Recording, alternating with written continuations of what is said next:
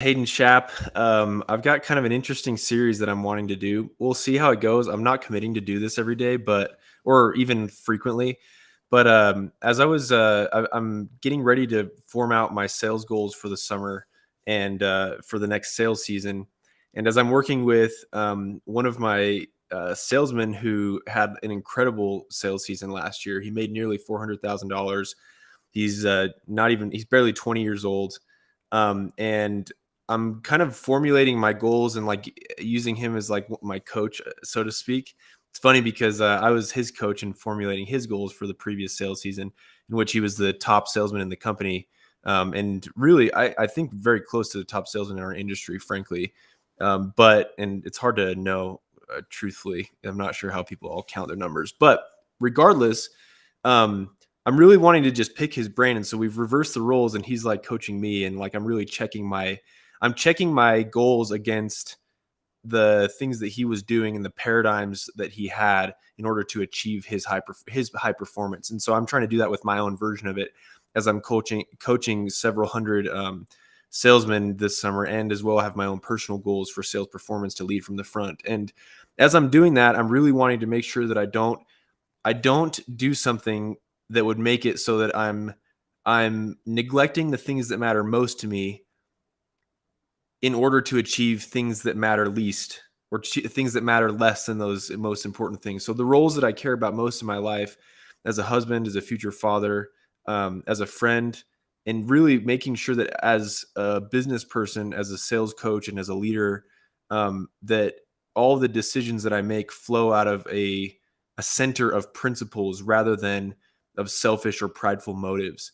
That doesn't mean that I'm trying to downregulate my goals in order to pretend like low performance means that that you can only be a good person if you have low performance. I'm trying to do the opposite and view all of like my high performance type goals through the lens of achieving what matters most in the process, and never neglecting or subjugating the things that matter most in order to achieve things that matter less or least even, right?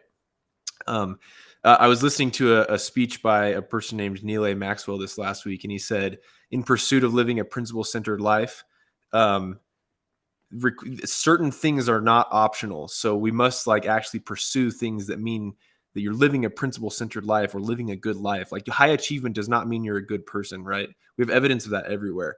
But another one of the things that he said was distractions from living a Christ-centered, as he put it, or principle-centered life, if you're not religious, distractions from living that type of life need not be sinister in order to be diverting and consuming.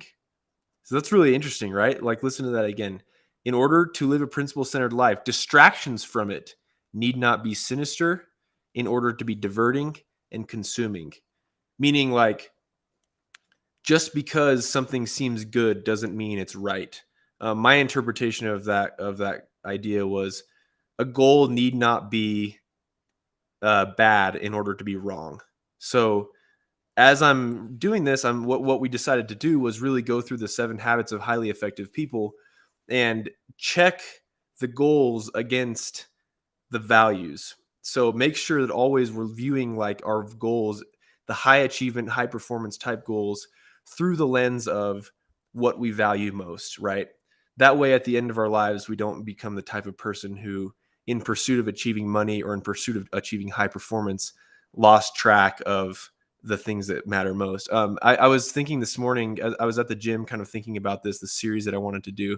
And I had this thought to where I was listening to some of Simon Sinek's stuff and Start With Why. I'm actually going to watch a video by him first to start, before I get into like teaching the things that I'm learning from 7 Habits. The whole purpose of this series, just to sum it up, is because Stephen Covey says the best way to learn and dissect and really ingrain the principles of the 7 Habits of being a truly effective person in your life, the best way to understand them is to learn them with the intent to teach. And so I thought, what better way to teach than if I was just making it so that I'm not trying to be an expert literally on anything here. I'm just trying to actually go through a journey of learning myself. And so I'm studying the 7 Habits of Highly Effective People. I've read that book probably 30 times, and I'm 30 or 40 times, and I'm studying it now, even more purposefully with the intent to teach it. And so I thought if I teach it like on YouTube, that would kind of be a cool way where I can send this to some of my salesmen, like what I'm learning and how it's applying to the things that I'm going through personally right now. As I was listening to Simon Sinek, some of his stuff this morning. That's a tongue twister, right? It's a lot of alliteration there. Simon Sinek, he says, the goal of, if a business has the goal of only making money, it's like a car that has the goal, its biggest goal is only consuming gas. Which that sounds, it's very ridiculous, right? But if you view money as the fuel to achieve greater things, like capitalism is built on the idea of the pursuit of profit. In reality, I think it's built on the idea of incentives toward profit that ideally achieve the deliverance of value or the delivery of value to people. And his basic premise is that companies and businesses, truly great businesses, start first with why they want to impact and deliver value to their consumers and what value that is. And then they deeply understand that the pursuit of profit is a means to achieve the delivery of value. And a deep rooted why behind that value as well. So what I want to do is I'm going to first watch this video by Simon Sinek, and then I'm going to try to teach what I'm learning in the 7 Habits of Highly Effective People in the first section of it, called the personality versus character ethic, and the principles of paradigms, like what that actually means.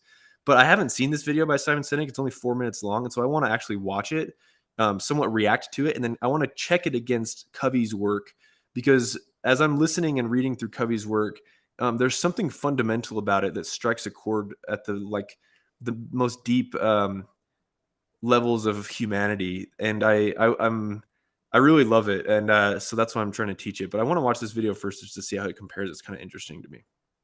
So let's see. 3 things that make a meaningful vision. So I think this could be interesting. We'll find out, I guess, right? Some people have both of them. Nobody is sure which one goes first. And I'm not willing to step. There's too much debate about what's the difference between vision and mission, right? There's no standardized definitions of these things. Some people have one of them, some people have both of them. Nobody is sure which one goes first. And I'm not willing to step into that debate. I think it's silly. And so I believe in the just. Reason why I thought it would be cool to watch this first is because in my study of 7 Habits right now, there's this discussion about creating a mission statement. And in order to create a mission statement, you first have to understand where you currently are in your life, like at what location you're at, in order to understand really where you want to go and how to get there, right? So first and foremost, in order to govern your actions and your behaviors, your desires, it's important to understand what's most meaningful to you. And then creating a written constitution for your own personal life, something that's unchanging, that makes it so that you can move forward in a principle-centered way, so that like the happiness and the experience, everything that you do, and who you are, and the quality of your life in terms of meaning can flow out of this constitution. And that constitution, that written personal constitution or your mission statement, has to embody the things that you care about most. It's like your rules, like the rules of governance for your own personal life. And so I thought this video kind of caught my eye, because he's talking about like, hey, these are the things that make a meaningful vision. And, you know, everyone wants to talk about like, what's the difference between like a vision for the future or your vision for your company and like the mission for your company, or the more like purposeful thing out of which that vision flows. And he's like, I'm not going to get into this debate. At least that's what I'm hearing, right? Because I actually haven't seen this video yet. But why I wanted to watch this was because like the very first thing Stephen Covey has you do, if you were a student of the 7 Habits, is understand the way you view the world and your place in it. From there, become the type of person that you can trust, work on yourself first, and in so doing, create a mission statement that really states what you're all about in this life and the things that matter most to you. And so I kind of want to see, that's why I'm watching this. I want to see how it correlates. Cause, which is this affirmative statement of a future state that does not yet exist, that I will commit my business to help build, right? You can call it vision if you want, but I like the term just cause because it holds a higher standard. It's a cause so just that I would be willing to sacrifice for it. Sacrifice could mean turning down a client. That's free money. It could, because they don't believe what I believe. Sacrifice could mean spending time away from my family. It could mean taking business trips. It could mean turning down a job somewhere else that could pay me more money because I want to do this. I believe in this. And if any of you have vision statements for your businesses, if you have a just cause, a cause so just that your people would sacrifice for it, I have a test. It's a very simple test of 3 things that... This is already, I'm hooked already, right? This is already catching my attention. Because I love, so like everybody talks about this idea of sacrifice. My favorite definition of sacrifice is Jordan Peterson's. And I don't know if it's from him. It might be Jungian from Carl Jung, where he says that sacrifice is essentially the idea of bargaining with the future. So in reality, we're all making sacrifices for something. Like everything that you do every day is a sacrifice, no matter whether you think it is or not. This is kind of the way that I understand it, and I don't pretend to be an expert on this, but I'm excited to see how like my thoughts change on this over time. But so, for example, like you take like the marshmallow experiment, right? Like the kids that ate the marshmallow in the first marshmallow, what were they sacrificing? They were sacrificing the second marshmallow because the rule was if you eat the first one, you can't have another one. But if you don't eat the first one, you'll get another one later, right? So right now, if I take profits from my business, I'm sacrificing the ability to grow because of those profits later, right? If I take on funding for my company, I'm sacrificing control because with funding typically comes the loss of control, if that makes sense. So if I and this is like that's really fascinating. And think about this like in your own personal life too. Covey talks about invading principle in order to get gratification now. How many times do we invade the principle of our capital? So if I have like, money in a savings account, or if I have Bitcoin saved up and I sell that Bitcoin now, what am I actually sacrificing? I'm sacrificing what that Bitcoin could become in the future, or I'm sacrificing what that money could buy or provide me in the future in order to get something now. And so like that just begs the question of what's good sacrifice versus bad sacrifice, and what are people willing to sacrifice for? And I think what he might be getting at here is like your company has to have, and our personal lives as a byproduct, or like to apply this to our personal lives, you have to have a cause that is so compelling that it makes it so that your employees and the people that work for that cause, for the pursuit of that cause, are willing to bargain for the future in order to make sacrifices now to attain that cause later. Kind of an interesting thought, but I'm curious now where are you going to go with this? If you can pass all these 3 things, the stress you test. have a vision, you have a just cause worthy of playing in the infinite game, right? So I'll run through them quickly, then I'll explain them. Your vision, your just cause must be resilient, it must be inclusive, and it must be service-oriented. Okay, so resilient means that your vision, your just cause, can withstand cultural, political, or technological change, right? Which means when I hear people say, to be the best technology, well, that's not going to... That's interesting. One of the things Covey says is that your mission statement has to be unchanging. So he kind of fascinatingly talks about how when you create a mission statement, you actually have to write it as if it won't ever change. Much like the Constitution of the United States was written as if it won't ever change. And he says your personal constitution or your mission statement will change, but you have to write it so concretely that you're assuming that the things that your mission statement embodies for your life will be so valuable that it can govern all of the actions of your life for the rest of your life. That's kind of like a compelling idea. Seems a little daunting as well if I think about it. Sustain through technological change. Think about how many businesses went like this simply because the internet was invented, right? So it has to, your cause has to be written in terms that is durable, that is resilient through technological, political, and... Durable, I like that. I like the idea of durable. Change. That's number 1. Number 2, it has to be inclusive, which means it's the very words that you choose are an invitation to those who believe what you believe, whether they're internal or external, right? They're an invitation to anyone who wants to contribute to what you believe. So, for example, if you talk about to build the best travel website, let's just say, right?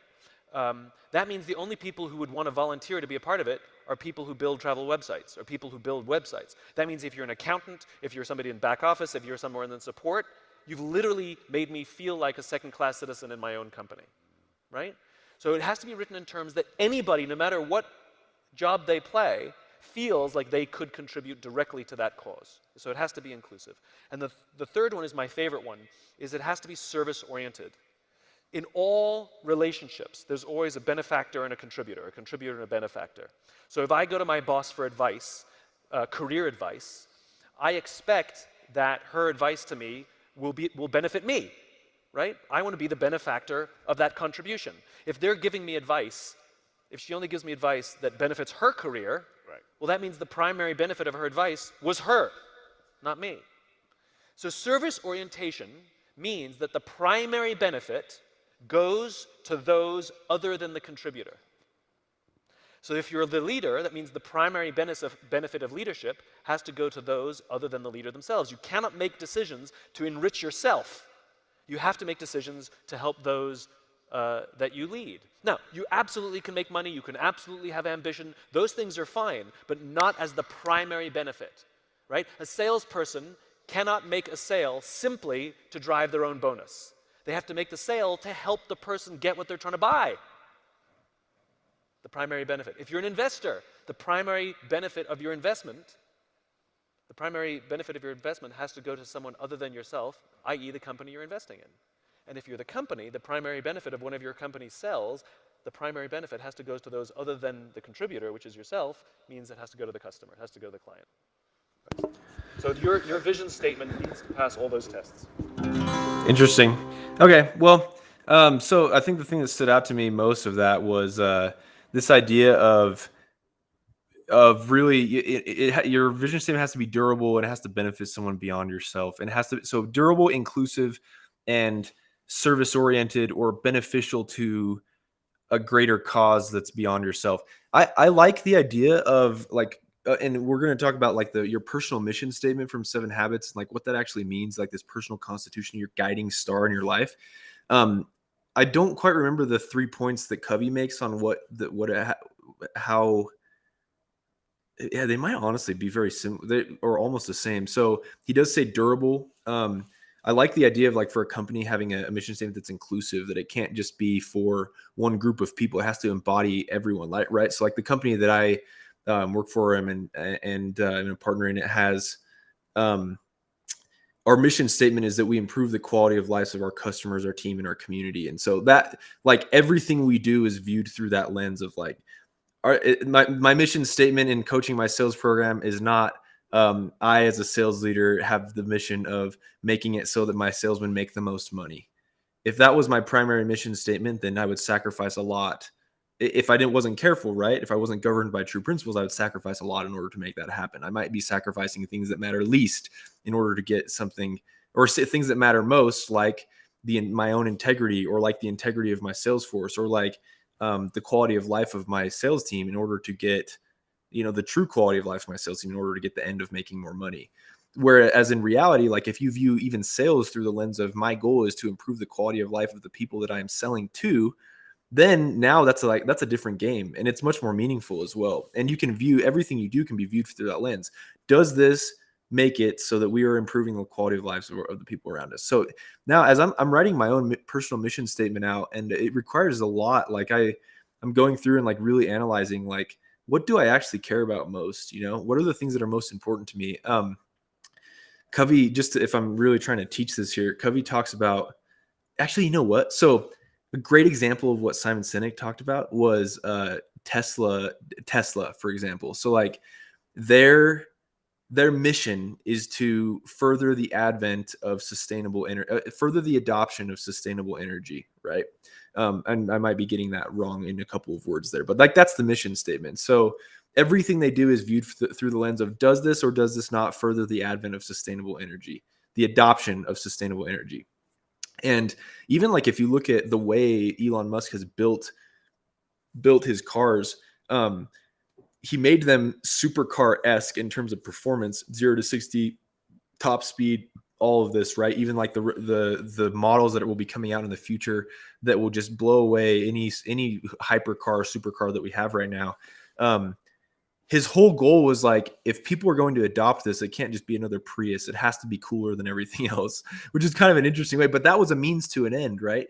Creating a hyper fast 0 to 60 Model S sedan was a means to an end, because if you could make people want the car, then you further the advent or the adoption of sustainable energy, which is that in application, that's something where like you're seeing in real time one of the most impactful companies of our day. That's could be up for debate, but I think that very few people would actually, if they truly dive in to try to debate that, it is an impactful company in and of itself. And it's based off of the mission that is much, much larger than just one person. But it's interesting how the most massive amount of profits flow to the companies that are making or attempting to make the most massively inclusive and service-oriented and sacrificial missions. That's really interesting. And those are the three things that Simon Sinek just said. Okay, I want to get into just what I'm reading in 7 Habits and take this from the point of view of like really teaching. So I'm starting from the first. These might be long, so like forgive me, but I'm starting from the front. My buddy Mateo, who is my coach right now, the 20-year-old who made $400,000 this last year and like broke records left and right.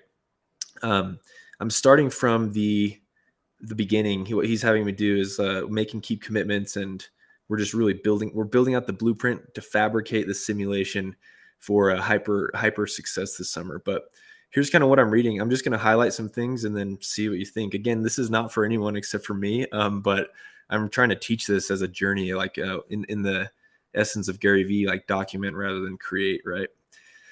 So let's go here to this 7 Habits of Highly Effective People is my iBooks.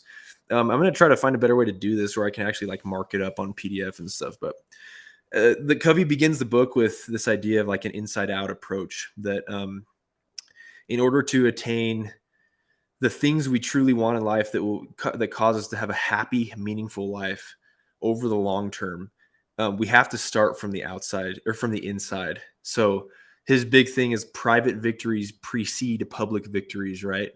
So like if someone sees a success in an organization, that's oftentimes preceded by private victories within that organization. So everything that we see outwardly is almost lagging results of what's happening internally. And that's true for individuals as well. So I like this quote at the beginning that I highlighted. There's no real excellence in all this world which can be separated from right living.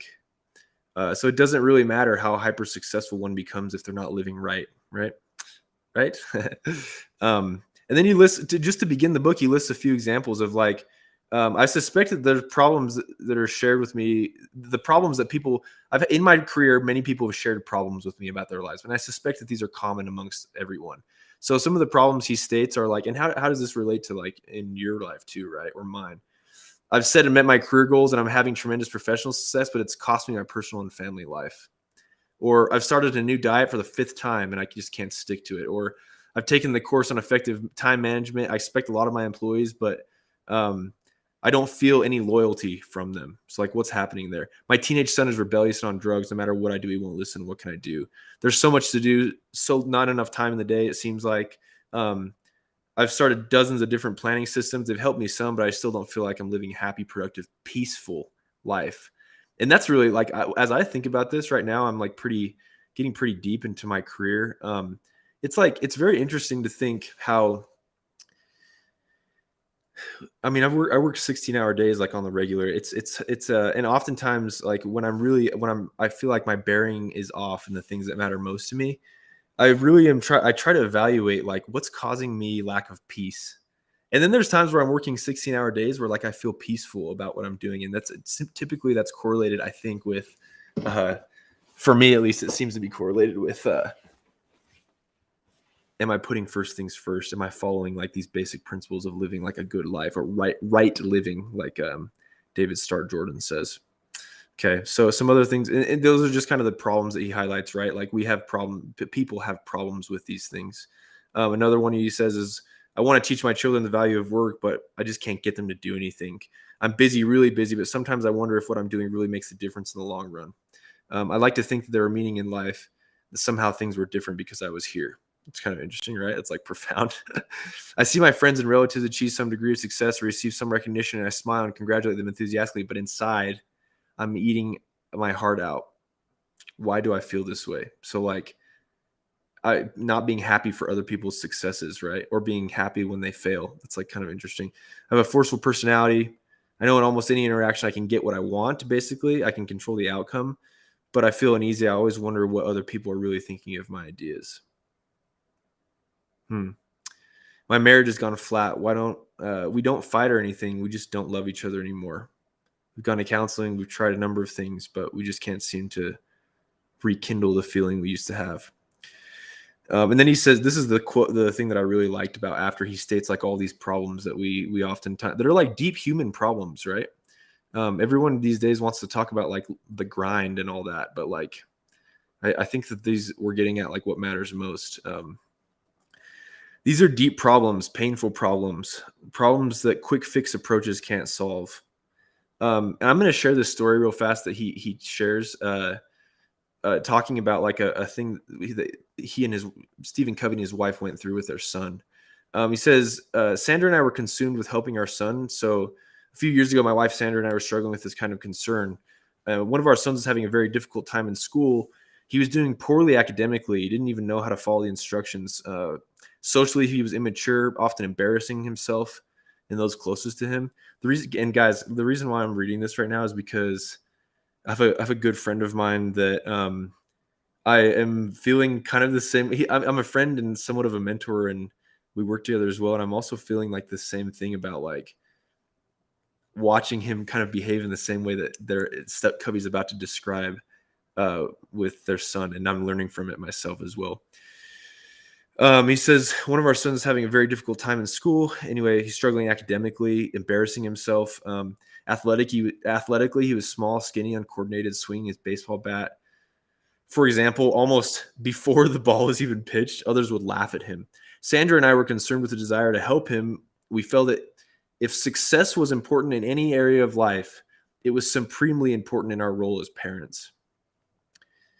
So we worked on our attitudes and behavior toward him, and we tried to work on his. We attempted to psych him up and using positive mental attitude techniques. And how often do we do that, right? It's like that's the quick fix on TikTok or on Instagram Reels. It's like these quick fix, like psych up routines that somehow that's what makes the difference. We attempted to psych him up using positive mental attitude techniques. Come on, son, you can do it. We know you can. Put your hands a little higher in the bat and keep your eyes on the ball. Don't swing till it gets close to you. And if he did a little better, we could go to great lengths to reinforce him. That's good, son. Keep it up. When others laughed, this part it really stands out to me, and I'm going to share my screen here again. I'm right here. When others laughed, we reprimanded them, leaving them alone. Leave him alone. Get off his back. He's just learning. And our son would cry and insist that he'd never be any good and that he didn't like baseball anyways. Nothing we did seemed to help, and we were really worried. We could see the effect this was having on his self-esteem. We tried to encourage and help him positive, but after repeated failure, we finally drew back and tried to look at the situation on a different level. This is where this gets really impactful for me. At this time in my professional role, I was involved in leadership development work with various clients throughout the country. And in that capacity, I was preparing bi-monthly programs on the subject of communication and preparation for IBM's executive development program. I mean, this is no joke, right? Like Stephen Covey was very, very high level. I was talking with someone this weekend that said that like he was like the equivalent of like an Ed Milet or like whoever is the most popular like business guru right now. That's kind of how Stephen Covey was about 20 years ago. As I researched and prepared these presentations, I became particularly interested in how perceptions are formed, how they govern the way we see, and how we see governs how we behave. I don't even think I fully understand that, but I feel like it's impactful. I became particularly interested in how perceptions are formed, how they govern the way we see, and how the way we see governs how we behave. This led me to a study of expectancy theory and self-fulfilling prophecies, or the paradigm effect, or the Pygmalion effect. There you go. I'm doing this in one take, so you're going to get my full raw self here. The Pygmalion effect, and to a realization of how deeply embedded our perceptions are. And that's really true, right? Like I think we underestimate how much we gained in our perceptions and the way we view the world from like how we grew up. It taught me that we must look at the lens through which we see the world as well as the world we see, and that the lens itself shapes how we interpret that world. Oof. As Sandra and I talked about the concepts I was teaching at IBM and about our own situation, we began to realize that what we were doing to help our son was not in harmony with the way we really saw him. And really, I think that's an interesting idea because, like, isn't it true that oftentimes, like, when we have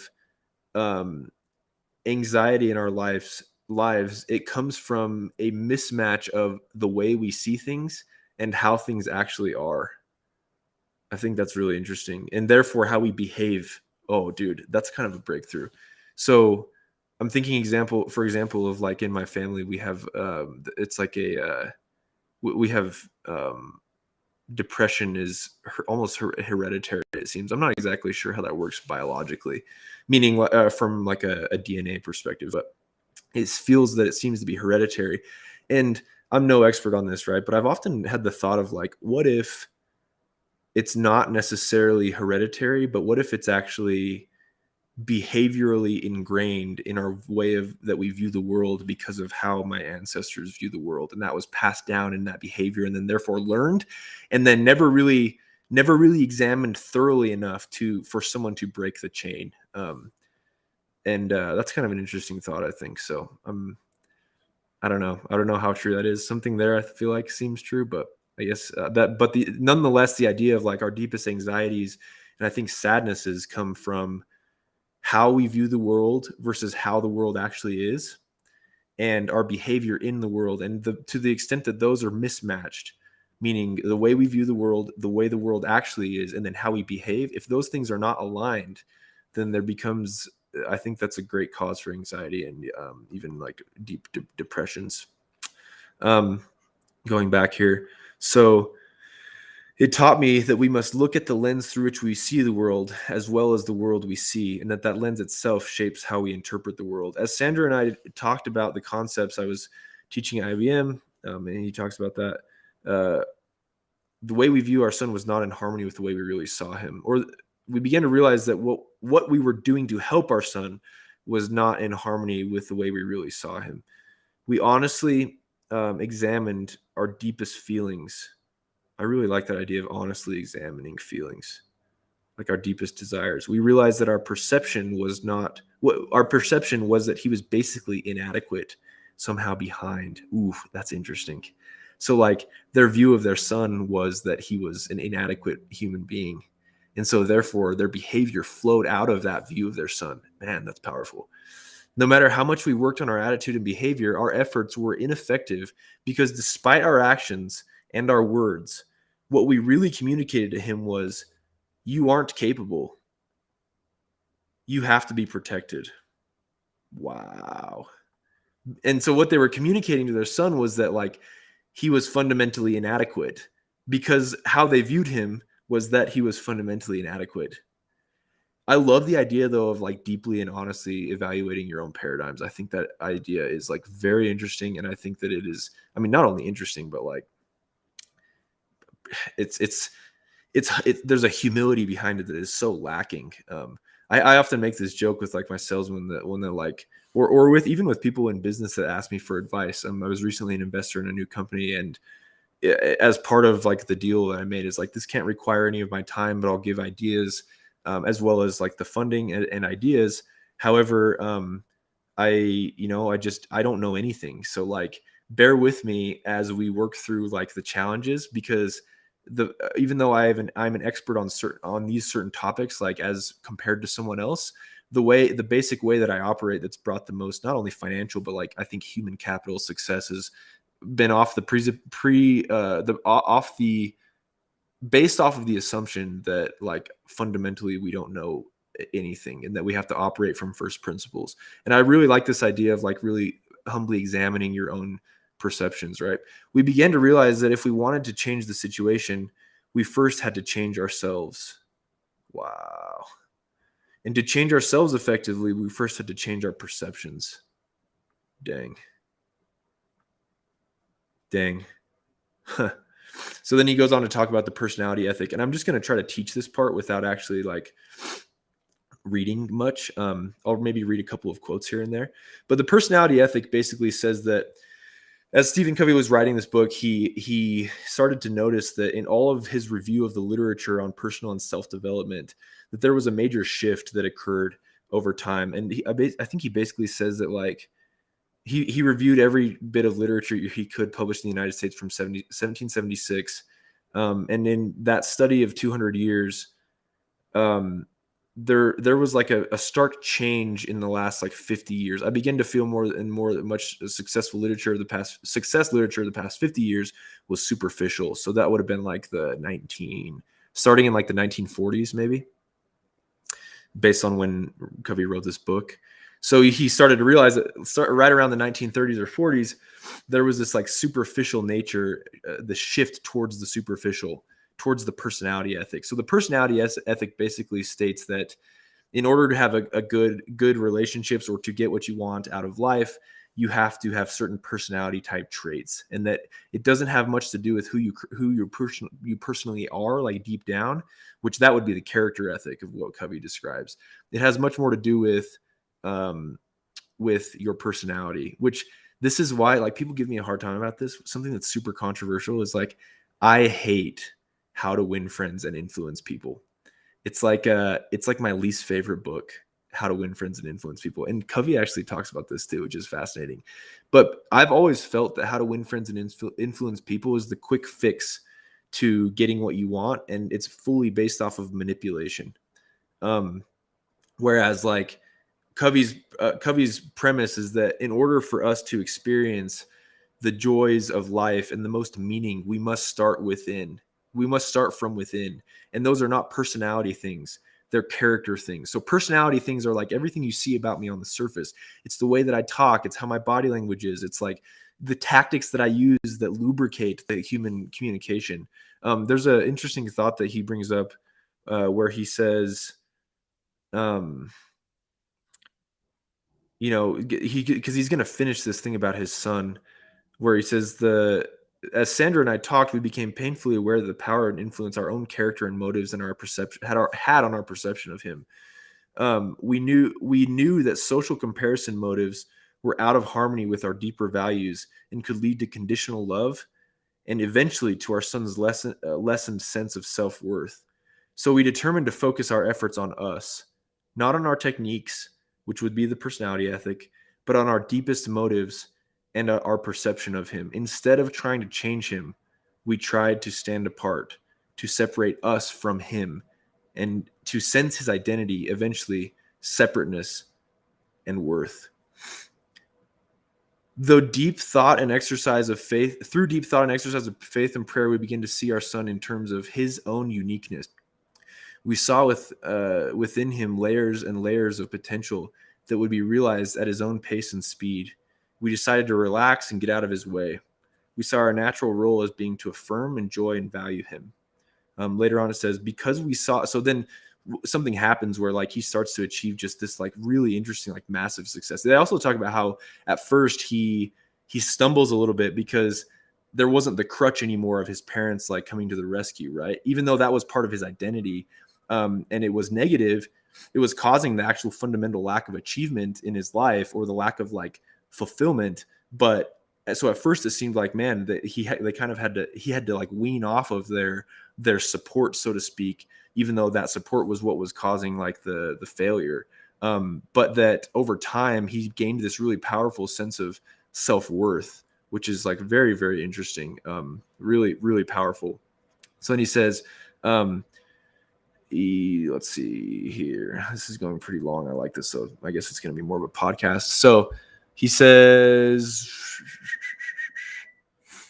he had been nurtured in this protection. Oh, because we saw him as fundamentally adequate and able to cope with life, we stopped protecting him against the ridicule of others. He had been nurtured on this protection. So he went through some withdrawal pains, which he expressed and which we accepted, but did not necessarily respond to. We don't need to protect you, was the unspoken message. You're fundamentally okay. As the weeks and months passed, he began to feel quite confident and affirmed himself. He began to blossom at his own pace and speed. He became outstanding as measured by standard social criteria, academically, socially, and athletically, at a rapid clip. And the Coveys have a family of athletes, they're very highly acclaimed college athletes. As the years passed, he was elected to several student body leadership positions, developed into all-state athlete, started bringing home straight A reports, developed an engaging, guileless personality that has enabled him to relate in non-threatening ways to all kinds of people. Sandra and I believe that our son's socially impressive accomplishments were more of a serendipitous expression of the feelings he had about himself than merely a response to social reward. This was an amazing experience for Sandra and me, and a very instructional one in dealing with our other children and in other roles as well. It brought our awareness on a very personal level the vital difference between the personality ethic and the character ethic of success. The psalmist expressed our conviction well. Search your own heart with all diligence, for out of it flow the issues of life. Then he goes on to talk about primary greatness and secondary greatness. Essentially, what he's saying is like secondary greatness has to do with how one is perceived and the outward things that happen to somebody, so like their personality. Primary greatness, however, starts from within. Your own integrity to who you are as a person and to your value set. And so often that like people want to put the secondary greatness first, which is kind of like one of the big things that he talks about here. If you read, I know I said I wasn't going to read, but I'm definitely going to highlight the things that I really love from this. I'm not suggesting the elements of personality ethic, personality growth, communication skill training, and education in the field of influence strategies and positive thinking are not beneficial. In fact, sometimes essential for success. I believe they are. But these are secondary, not primary traits. Perhaps in utilizing our human capacity to build on the foundation of generations before us, we have inadvertently become so focused on our own building that we have forgotten the foundation that holds it up. Or in reaping for so long where we have not sown, perhaps we have forgotten the need to sow. Yeah, really interesting. Did you ever consider how ridiculous it would be to try to cram on a farm, to forget to plant in the spring, play all summer, and then cram in the fall and begin to harvest? The farm is a natural system.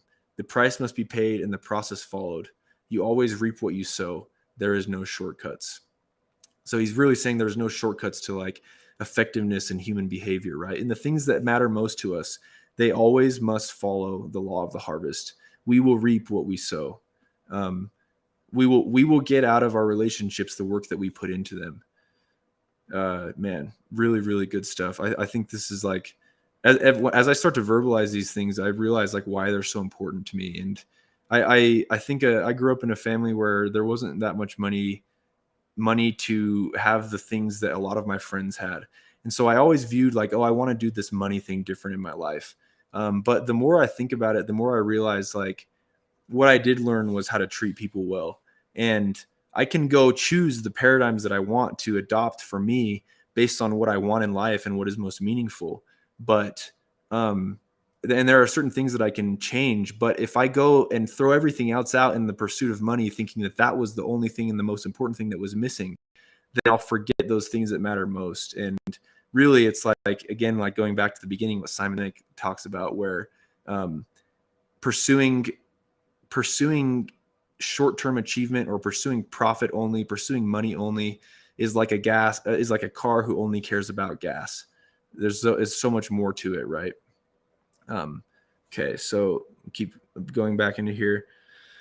The principle is also true ultimately in human behavior and human relations. They too are natural systems based on the law of the harvest. In the short run, in an artificial social system such as a school, you may be able to get by if you learn how to manipulate the man-made rules to play the game in the most short but when it comes down to it, if you're not actually truly learning, then that will catch up to you. With secondary greatness, that is social recognition for their talents, lack primary greatness or goodness in their character. Sooner or later, you'll see this in every long-term relationship they have, whether it is with a business associate, a spouse, a friend, a teenage child, going through an identity crisis, it is a character that communicates most eloquently. It is character that communicates most eloquently. As Emerson once put, what you are shouts so loudly in my ears, I cannot hear what you say. There are, of course, situations where people have character strength, but they lack communication skills. And that undoubtedly affects the quality of relationships as well. But the effects are still secondary. Huh. That's really interesting. Into the hands of every individual is given a marvelous power for good and evil, the silent, unconscious, unseen influence of his life. This is simply the constant radiation of what man really is, not what he pretends to be. Okay, so I'm going to stop there, and then I'm actually going to finish by watching this video, because he next he goes into this idea of paradigms, right? And how we see the world how we see the world affects how we view ourselves. So sorry, how we see the world influences the way we behave, and therefore the results that we get. And so I want to just finish by watching this video by Covey in this form of the book, in this part of the book, or I guess this audio. What am I saying, guys? Frick, I can't even talk right now. We're going to go to timer 2:15 here. And we're going to watch what Covey says, or 2:25, I guess. The problem is we think we see the world as it is. Here we go. This is so good. We see the world as we are. We see everything through the perspective of our own paradigm. The word through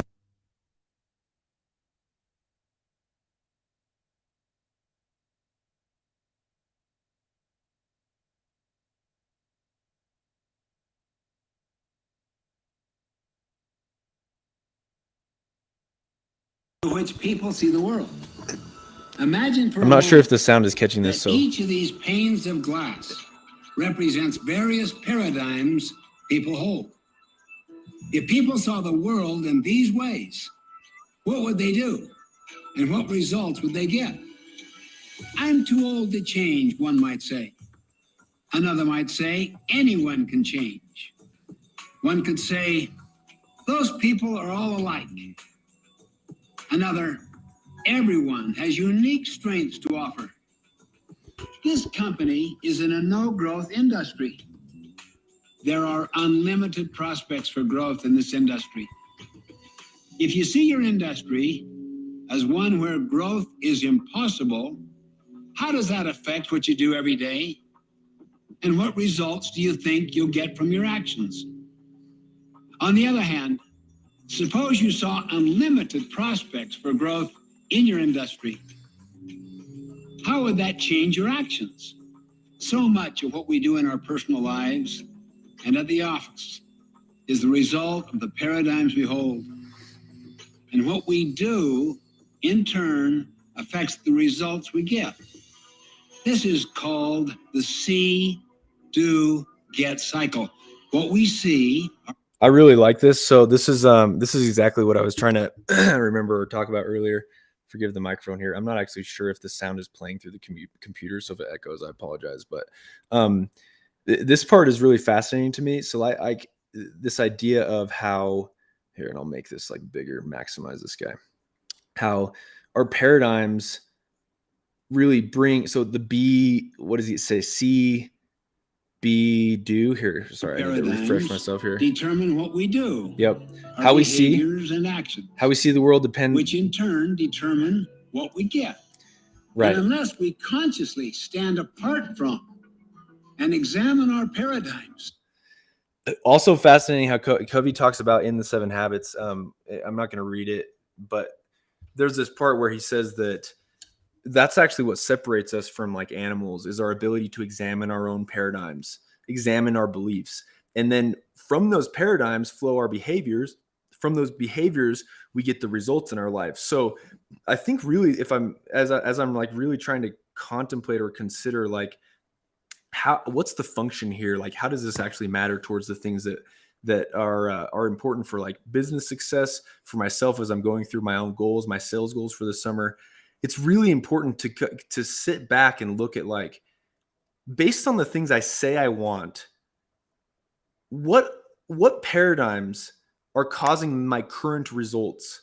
And are those results something that I want, or are they something that I don't want? Okay. So like really when we get into goal setting and really trying to go set and achieve goals that are meaningful for the future, it doesn't matter if we let our current paradigms dictate the goals that we set.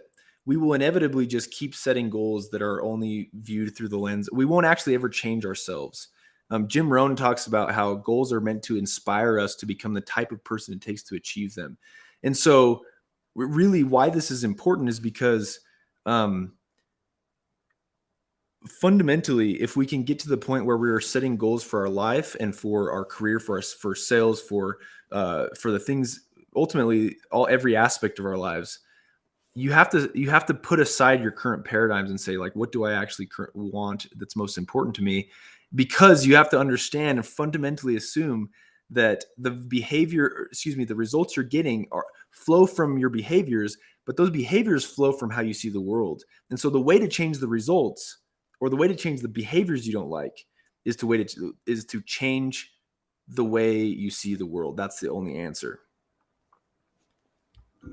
We might never see that perhaps many of them are distorted, short-sighted, or just flat out wrong. Let's say you were trying to find a location in San Francisco, and the map given you said San Francisco, but it really was a map of Los Angeles. Would it help love to this work music. harder to double your speed? Obviously, no. You just get lost twice as fast. A paradigm is a map you have in your mind.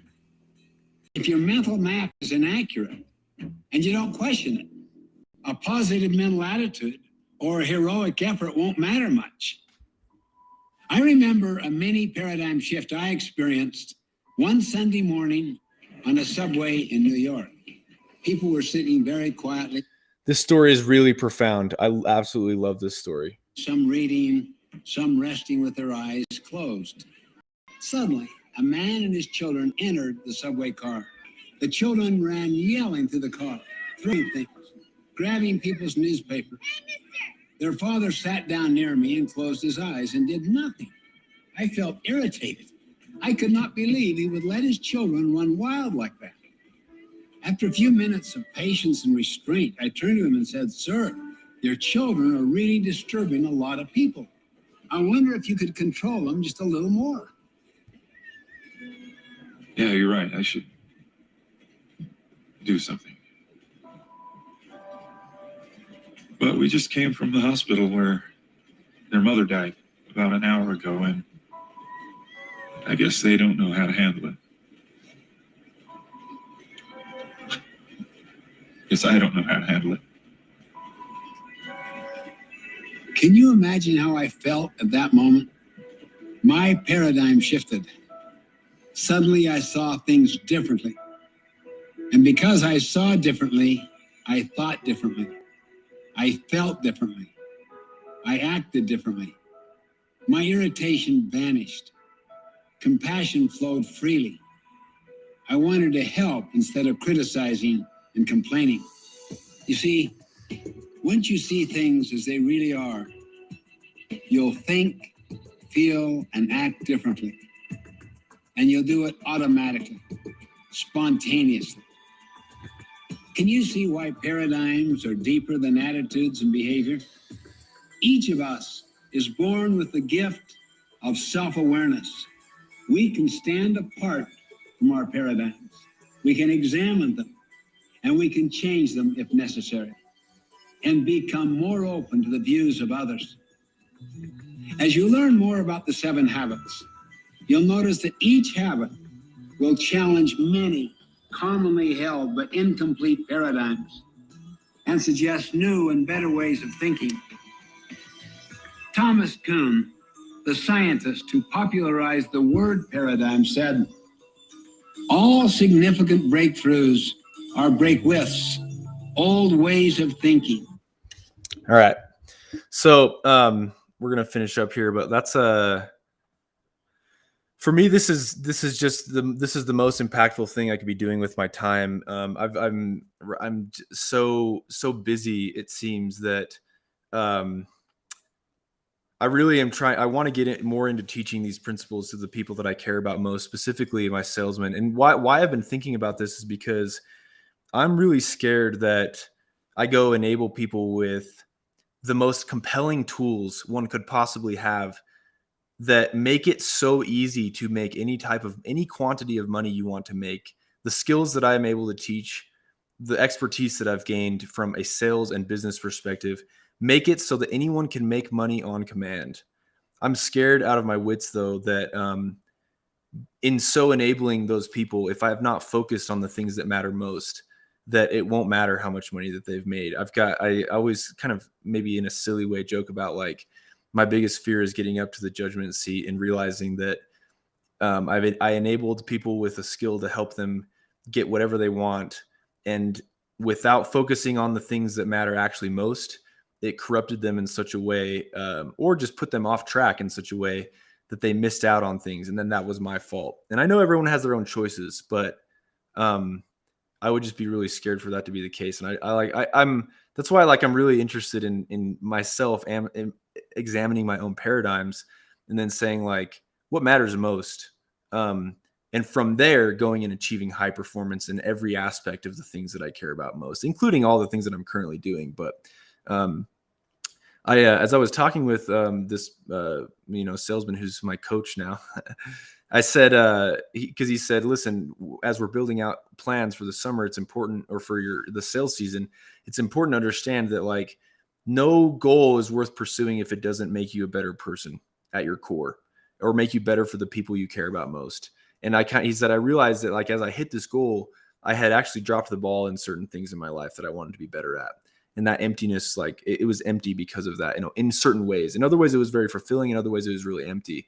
And so I asked him, I was like, so re-examining that emptiness, then if you were to go fix those relationships in a way where you could actually go, be better in those things, like, would you have changed your goal of high performance? Would you have changed your goal that made you $400,000+? And he said, no, I wouldn't have changed the goal. I would have just had slightly different reasons for achieving it. And that right there, I think, is the power of a paradigm of being able to see the world differently. And then from that seeing flows our behaviors, the doing, and from that doing flows the results. And as long as we can like make sure that our paradigms are based off of true principles, the way the world really is, then that's what matters most. I'm going to talk a little bit more about true principles next time, but I'm hoping these will probably be shorter in the future. But nonetheless, I've really enjoyed like having this discussion. If you guys if you like this type of series, or at least following my journey and seeking better to understand things that matter most and how that fits in with high achievement and high performance, subscribe to my YouTube channel. I've also got a podcast called the Anti-Fragile Podcast with Hayden, Schaap, and Rich Chavez, where we discuss a lot of these principles and how they have to do with high performance and really breaking barriers and limits. And I've got a lot of different content coming out right now. If you're interested in learning this stuff up close in the bootcamp style, you can apply to work with me as well. Just let me know. Hit me up on DM, and Instagram typically is where it is the best. But thanks for watching, guys. Subscribe if you like this stuff, if you want to be along for the journey, and I'll see you guys in the next one.